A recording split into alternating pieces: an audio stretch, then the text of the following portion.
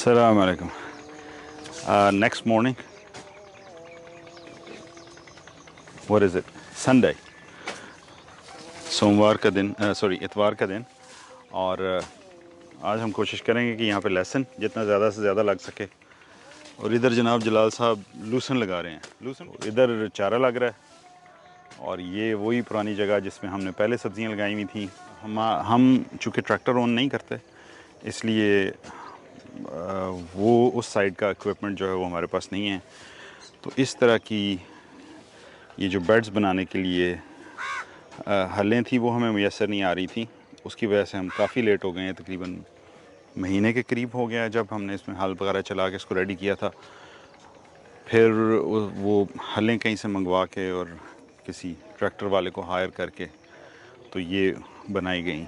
इसके लिए हम काफ़ी लेट हो गए हैं। सिर्फ इस प्रोसेस की वजह से ये लेसन लग चुका है। और आज कोशिश करेंगे कि ये एक जितना भी यहाँ पे हम लगा सकें आज के दिन में, पहले इसको कंप्लीट करें। ये मल्च जो हमने यहाँ रखी हुई है, इस पूरे एरिया के लिए तो ये काफ़ी नहीं है, बहुत नाकाफ़ी है।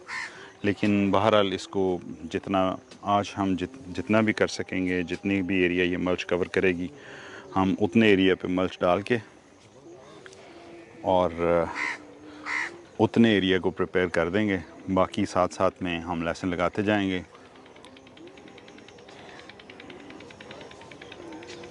और वो जो ऑर्गेनिक चावल का आपने वीडियो देखी थी हमारे, वो फील्ड इसके पीछे आपको नज़र आ रहा है।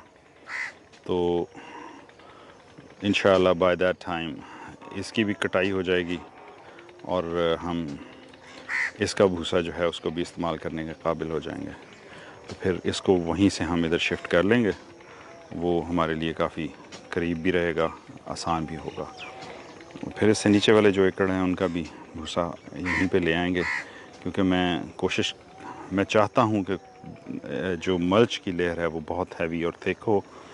उसकी वजह से फिर जो फ्यूचर प्रोसेसेस हैं आपके वो आसान हो जाते हैं। तो this is it for now. अभी हम इसको करते रहेंगे। मैं थोड़ा सा इसमें डिफरेंट करना चाह रहा हूँ। उसके लिए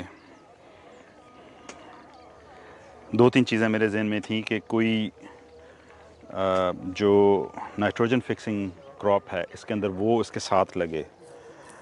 और उसके लिए दो तीन ऑप्शंस थी। एक तो ये है कि सारे सीड तो नहीं निकलेंगे, जहाँ कहीं कोई सीड ना निकले वहाँ पे मैं वो नाइट्रोजन फिक्सिंग क्रॉप जो है ना वो इंसर्ट कर दूँ। उसके अलावा मैंने पाकरम से कहा है कि नीचे जाते हुए 6-7 फुट के फासले पे, हर 6-7 फुट के फासले पे एक फुट की जो डंडी है वो खाली छोड़ दें। उसका मेरे जहन में उसका यही है कि उसमें हम 4-5 पौधे ऐसे लगाएं जो नाइट्रोजन फिक्सर हों और जिनसे हम क्रॉप भी ले रहे हों। तो वो इसको भी ऐड करेंगे, वो क्रॉप भी देंगे, उसमें मल्टी क्रॉपिंग भी आएगी, उसमें भी वो आएंगे। तो उसके बहुत सारे फ़ायदे जो है ना वो हमें मैसर होंगे। तो वो या तो एक वो करूँगा, नहीं अगर वो ना हो पाया तो ये जो इसका एक एज है साइड पे, उस एक एज पे मैं वो पौधे में भी फुट या 2-2 फुट के फासले पे लगा दूंगा, जिन्हें हम साथ साथ हार्वेस्ट करके एज ए सब्ज़ी भी इस्तेमाल करते रहें और जो हमारे दूसरे मकासद हैं उनको भी पूरा करें। यही पर्माकल्चर है। इसमें आप सिर्फ इन्हीं चीज़ों को, ये जो मुख्तलिफ हमारी बीज हैं, मुख्तलिफ हमारी क्रॉप्स हैं, उसका आप सिम्बायोटिक किस्म का एक रिलेशनशिप बनाने की कोशिश करते हैं कि जिसमें एक दूसरे की मदद कर रहे हों। जितनी भी हमारी डिफरेंट क्रॉप्स हैं, आप उसमें कोशिश करते हैं कि एक ऐसा रिलेशनशिप कायम हो, एक ऐसा आप क्या कहेंगे, एक ऐसी टीम बने उसकी, उन क्रॉप्स की, कि वो एक दूसरे को ऐड करें और आपके लिए बेनिफिशियल हों। तो वो जो है हम वो अभी उसका भी यहाँ पे एक्सपेरिमेंट करेंगे। साथ साथ उसी का एक्सपेरिमेंट ये है कि हम इसके साथ कुछ और क्रॉप ऐसी लगाएं जो हमें प्रोडक्शन भी दे और ज़मीन में फर्टिलिटी और ये जो इंसेक्ट्स होते हैं उनके रिपेलेंट, उनको कंफ्यूज करने में भी को थोड़ा मदद दे, तो विल डू दैट। और उसके अलावा के बाकी के जो छोटे छोटे काम हैं, काम तो बेशुमार हैं मेरे पास यहाँ पे करने को, लेकिन वो इसमें हम बहुत लेट हो गए हैं इसलिए हम ये कर रहे हैं। वो लोग जो घरों में हैं उनसे मैं रिक्वेस्ट करूँगा किसी छोटे से पॉट में, छोटी सी क्यारी में ये एक्सपेरिमेंट्स करते रहें। कहीं पे जिस तरह से मैंने आलू आपको दिखाए हैं, वो 1-2 आलू रख के उसको ढांप छोड़ें।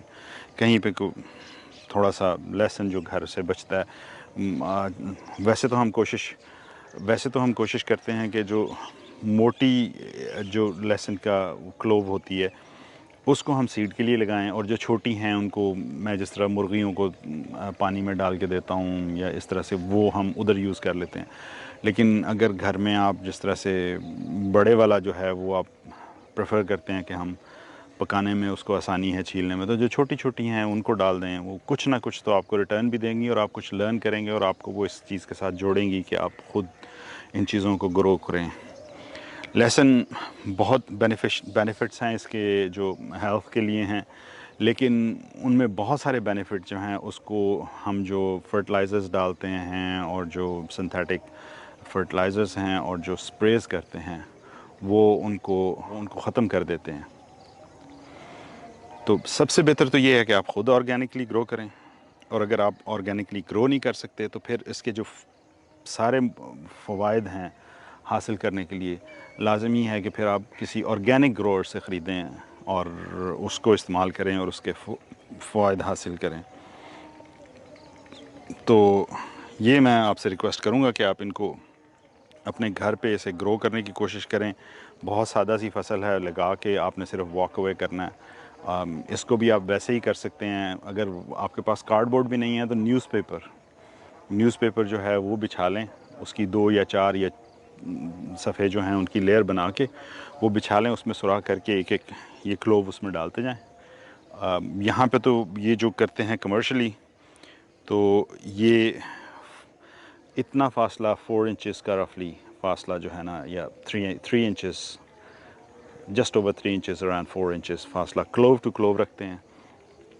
और जो रो टू रो है वो भी इनका तकरीबन 4-4.5। मैं आपको एडवाइस करूँगा कि अगर आप 6 इंचेस रखें, आप क्लोव से क्लोव का फासला भी 6 इंचेस रखें और आप रो से रो का फासला भी 6 इंचेस रखें, तो आपको क्रॉप बहुत अच्छी मिलेगी। लेकिन इनको मैं ऐसे ही करने दे रहा हूँ जैसे इनको जिस स्पीड से वो करते आए हैं, जिस से वो यूज़ टू हैं, तो वो उन्हें मैं करने दूँगा और फिर उसको हम मैनेज करेंगे। तो इंशाल्लाह इसमें भी हमें अच्छी यील्ड मिलेगी, क्योंकि मैं इसमें जो है कंपोस्ट टी वो बना के वो भी इनमें डालूँगा।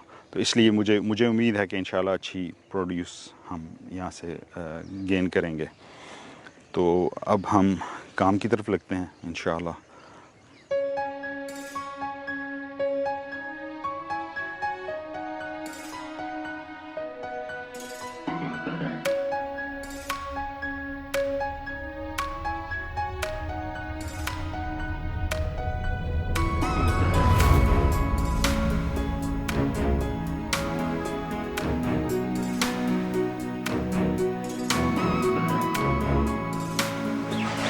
यहाँ उस दिन मैं चुकंदर का बीज लगाने लगा था, लेकिन फिर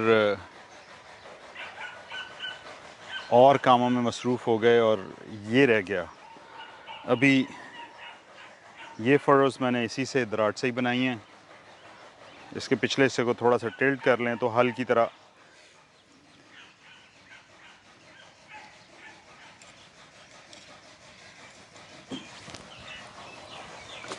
इसके पिछले हिस्से को टिल्ट कर लें तो ये हल की तरह सॉइल को एक तरफ को पुश किए जाता है, तो बहुत अच्छी फ़रो बन जाती है इससे। वैसे तो इससे पहले मैं रेक से भी कर लेता हूँ ये काम, लेकिन रेक की निस्बत ये ज़्यादा बेहतर है। रेक से सिर्फ ये फ़ायदा है कि आपको झुकना नहीं पड़ता। वो लोग जिनको, मुझे भी कोई खैर खड़े होकर काम करना ज़्यादा आसान लगता है, लेकिन वो लोग जो किसी वजह से झुक नहीं सकते, उनके लिए इस तरह का टूल जो है वो कारआमद है। अब आगे हम आपको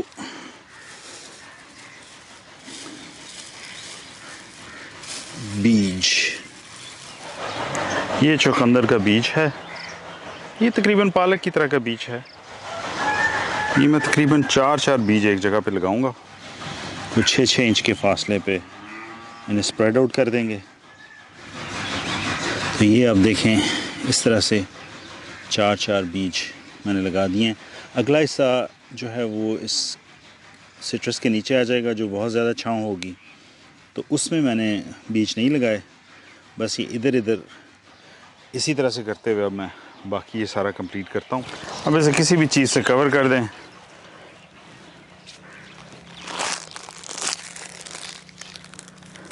मैं खड़े होके इसे बस अपनी जो रेक है उससे कवर कर देता हूँ। बिस्मिल्लाह।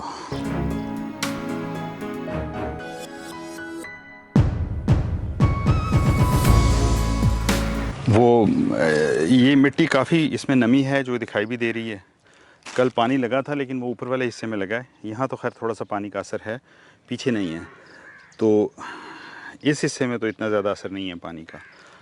तो इसको ऐसे ही छोड़ देते हैं पानी लगाए बगैर। और मेरा ख्याल है कि ये बीज निकल आएंगे। वो इकबाल का शेर भी है ना, ज़रा नम हो तो ये मिट्टी बड़ी ज़रख़ेज़ है साक़ी। तो वो बस ये थोड़ी सी नमी इनको दरकार होती है बीजों को। ज़्यादा पानी में खड़े रहें तो वो गल जाते हैं।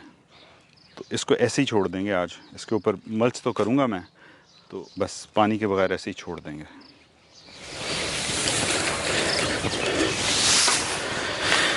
अब हस्बे मामूल इसको फिनिश ऑफ करेंगे मल्च के साथ।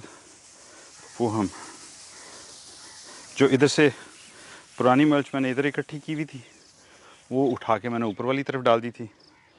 अब इधर भी ये फ्रेश मल्च डालूंगा और उसके ऊपर भी फ्रेश मल्च डाल जाएगा।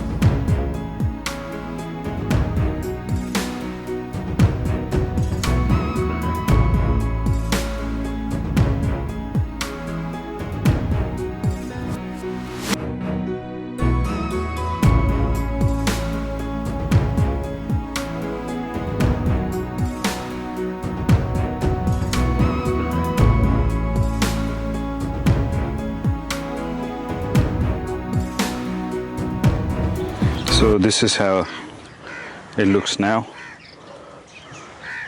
इतने हिस्से में हमने बीट रूट लगा दिए हैं और इसको मल्च कर दिया है। अब इसके जो साइड्स हैं इसकी, उस पे मैं वैसे ही जैसे मैंने अंदर गार्लिक लगाया था उसमें मैं गार्लिक लगा दूंगा। लेकिन दिस टाइम राउंड जो गार्लिक मैं लगा रहा हूँ, इसको हमारे यहाँ पे वो फार्मी गार्लिक कहते हैं। थोड़ा मोटी इसकी क्लोव्स होती हैं। बाहर जितना भी गार्लिक हम लगा रहे हैं वो देसी है। यहाँ पे अंदर कुछ तो वो देसी भी, और वो सीड जो था वो हमारा अपना सेव्ड सीड था। बाहर भी कुछ सीड वो लग रहा है जो हमारा सेव्ड है, मे बी 1/5। रेस्ट जो है वो हम परचेस करके लगा रहे हैं। ये भी परचेस करके लगा रहा हूँ। इसको भी आगे से हम अपना सीड इसका भी रखेंगे, और वो जो देसी है उसका भी हम सीड भी रखेंगे, और सेल के लिए भी अवेलेबल होगा वंस इट्स हार्वेस्टेड। समटाइम्स जब हम क्लोव्स को अलग कर रहे होते हैं तो उनका छिलका उतर आता है, जिस तरह से इस क्लोव का छिलका उतर आया। तो इससे कोई फ़र्क नहीं पड़ता, मैं ये पूरा छिलका उतार भी देता हूँ, कोई मसला नहीं है। आप उस क्लोव को लगा दें, वो इंशाल्लाह उतना ही अच्छे तरीके से प्रोड्यूस करेगी जैसे कि दूसरी क्लोव्स करेंगी। तो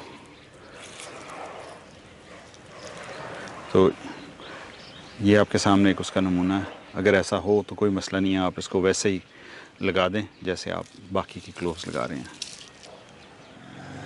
आज के दिन के लिए इतना ही काफ़ी। इंशाल्लाह कल another day और another task। अस्सलाम रहमतुल्लाह।